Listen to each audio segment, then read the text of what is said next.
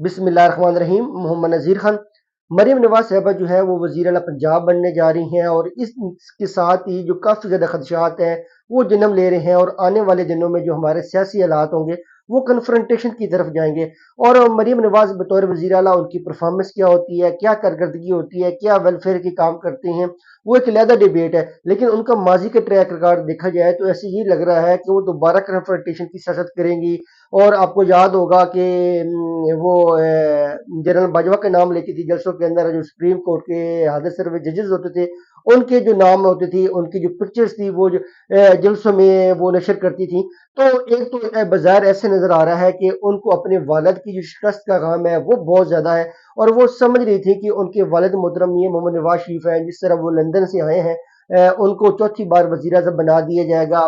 फिर मौलाना फजल रहमान जी कह रहे हैं कि नवाज शरीफ लाडला बन चुके हैं और उनको जो लाहौर की सीट है उसका तसर दिया जा रहा है कि वो मियाँ साहब को तोहफे में दी गई, अदरवाइज मियाँ नवाज शरीफ साहब वो सीट भी नहीं जीत पा रहे थे। तो मरियम नवाज साहब को पता है कि उनका बयानी चला गया है, तो परफॉर्मेंस वो करती हैं नहीं करती हैं, वो एंटी स्टेब्लिशमेंट जो बयानी है वो बनाने की जरूर कोशिश करेंगी, जिस तरह उन्होंने पहले जब इमरान खान के इक़्तिदार था उस वक्त कोशिश की। तो उनको पता है कि अगर इमरान खान को टक्कर देनी है, इमरान खान का मुकाबला करना है, परफॉर्मेंस अलहदा बात है लेकिन एंटी एस्टेब्लिशमेंट बयानी वो जरूर बनाएंगी। तो आने वाले दिनों में जो सियासत है वो बड़ी दिलचस्प हो जा रही है। अब वो किस तरह के एंटी स्टेब्लिशमेंट बयानी बनाती हैं जो वक्त को आपका इंतजार करना पड़ेगा, क्योंकि मरियम नवाज आपको याद होगा कि वो जनरल बाजवा के नाम लेती थी जलसों के अंदर, और जो सुप्रीम कोर्ट की जजेस होती थी उनके वो नाम लेती थी। जनरल बाजवा, जनरल फैज हमीद जो सुप्रीम कोर्ट के जजेस होते थे उनकी पिक्चर जो थी वो जलसों के अंदर लगाती थी। तो वो इस तरह का जो उनके एक माजी का ट्रैक रिकॉर्ड रहा है। अब वो उनको भी पता है कि ये पाकिस्तान मुस्लिम लीग नवाज के पास आखिरी चांस है, इक़्तिदार है। परफॉर्मेंस जो अभी हालात नजर आ रहे हैं, महंगाई है, मुआशी हालात जो बड़े अबतर है, वो उसमें क्या परफॉर्म करती है वो सवालिया निशान है। लेकिन इसके अलावा वो अब सर्वाइवल की जंग करेंगी, कोशिश करेंगी। जो पीएमएलएन के जो लीडर्स थे, जो साबिक वजीर दाखिला भी रहे हैं राना सनाउल्लाह, जब वो इमरान खान के बारे में ये कहते थे कि हमारी जंग है, हमारी सर्वाइवल की जंग है, तो ये एक जेन है, कंसेप्ट है मरियम नवाज की जेन में। तो डेफिनेटली वो अपने चाचा को भी मजबूर करेंगी कि वो एक बयानिया बनाए, कन्फ्रंटेशन की सियासत करें। साल डेढ़ साल तो खामोशी से करेंगी, अपनी परफॉर्मेंस बनाएंगी, ये करेंगी, लेकिन एट दी एंड ये होगा कि वो एक एंटी स्टेब्लिशमेंट बयानी बनेंगे, इससे मुल्क को नुकसान होगा। तो अब ये बड़ा सोचना है, ताकतवर लोगों ने सोचना है कि मरियम नवाज साहबा की जो सियासत है वो उसका तयन जो है वो किस तरफ जाता है, वो सियासत का रुख किस तरफ लेके जाती है। क्या वो सबका सियासत की तरफ जाती है जिससे फिर मुल्क को नुकसान हो। तो डेफिनेटली अब ये उनकी ऊपर एक बहुत बड़ा सवाली निशान है, क्योंकि अब देखें मरियम नवाज साहबा जो है उन्होंने नवाज शरीफ के लिए बड़ी जदोजहद भी की, उन्होंने एक पूरा एक सियासी महाज भी उन्होंने खोले रखा। फिर नवाज शरीफ लंदन से आए, तो डेफिनेटली उनको जिस तरह नवाज शरीफ ने मुलाकातें खत्म कर दी हैं, नवाज शरीफ को भी पता है कि उनका जो भाई है शहबाज शरीफ, उसको शेरवानी पहनने का बड़ा शौक है, वो दोबारा वजीर आजम बनने का बड़ा शौक है। और उनको पता है कि उनकी पार्टीज के अंदर किस किस बंदे ने उनसे बेवफाई की।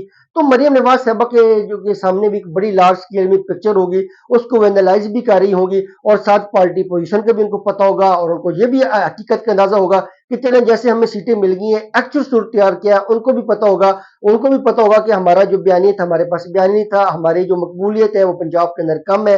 तो अब अगर वो फेल होते हैं तो फिर डेफिनेटली वो पीएमएलएन का स्टेटस यही रह जाएगा कि जो छोटी सी जमात है 15-20 सीटों वाली, जैसे पुराने जमाने में आप ये समझ लें काफ लीग होती थी प्रेशर ग्रुप के तौर पे, अदरवाइज उनकी शासन खत्म हो जाएगी। तो मरियम नवाज हर हद तक जाएंगी, ऐसे लग रहा है। जो उनका ट्रैक रिकॉर्ड है, माजी है, जितना उनकी पर्सनैलिटी को इंसान एनालाइज कर सकता है।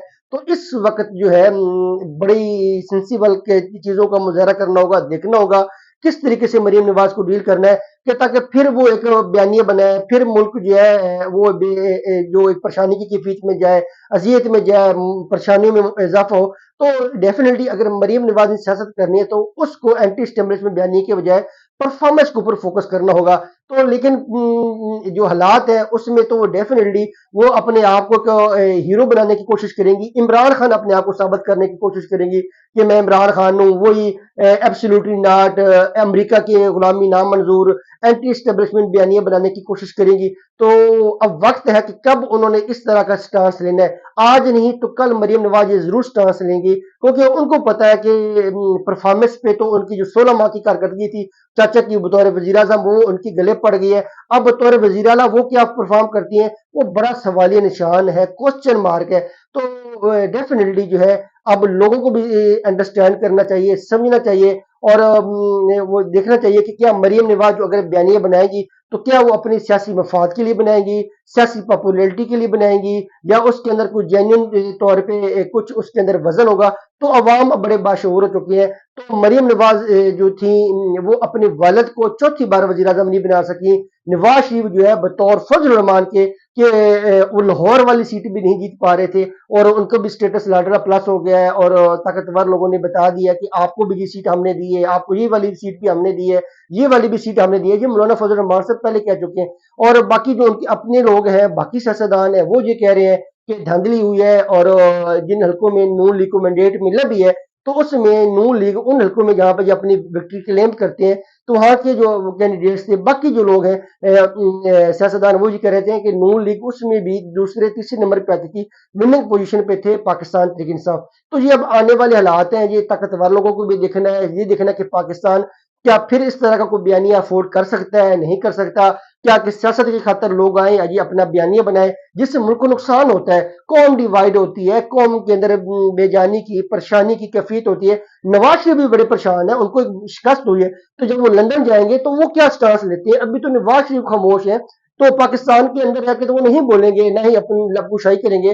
تو ڈیفینیٹلی لندن میں جا کے جس طرح عمران خان کہتا ہے نواز شریف جو بھی حرکت کرتا ہے, کارروائی ڈالتا ہے, وہ پاکستان سے باہر نکل کے لندن میں کرتا ہے. تو یہ بڑے اب سوالی نشان ہے, ان کو مانیٹر کرنا پڑے گا.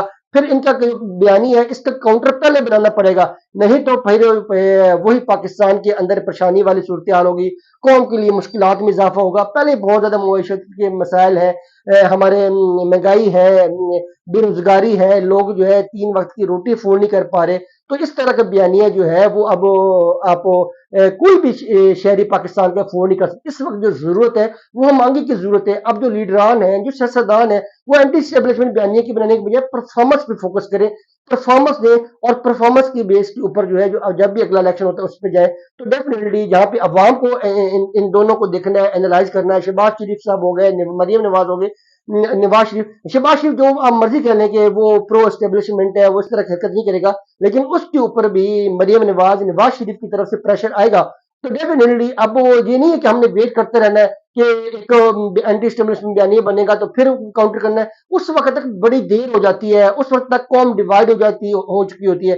تو اب ہم نے ان چیزوں کو اینالائز کیے رکھنا ہے. طاقتور لوگوں کی اب یہ ذمہ داری ہوتی ہے کہ اس طرح کا جو کاؤنٹر بیانیہ آتا بھی ہے تو اس کے لیے کاؤنٹر جو چیزیں ہیں وہ پہلے کر کے رکھیں, اور سیاستدانوں کو بھی وارن کریں کہ اس طرح کی اب حرکت نہ کریں, صرف اور صرف اپنی پرفارمنس کے اوپر فوکس کریں. پاکستان زندہ باد, پاک فوج زندہ باد.